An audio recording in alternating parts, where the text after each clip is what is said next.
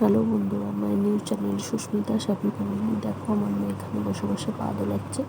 আমরা আজকে বিকেলে একটু ঘুরতে বেরিয়েছিলাম, আমি, বর আর মেয়ে।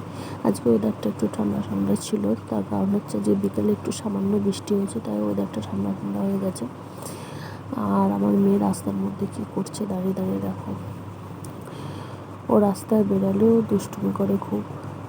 আমার বর এখানে দোকানে খাবার নিচ্ছে, আমরা বাড়িতে খাবার নিয়ে গিয়ে সবাই একসাথে খাবো। আর আমার মেয়ে ওর বাবাকে বারবার ডাকছে বাড়িতে যাওয়ার জন্য, কারণ ও রাস্তার মধ্যে একদম দাঁড়াতে চাইছে না। আমাদের বাড়িতে এখান থেকে যেতে 15 থেকে 20 মিনিট লাগবে। আকাশটাও ভালো নেই, রাতে বৃষ্টি হতে পারে আরও।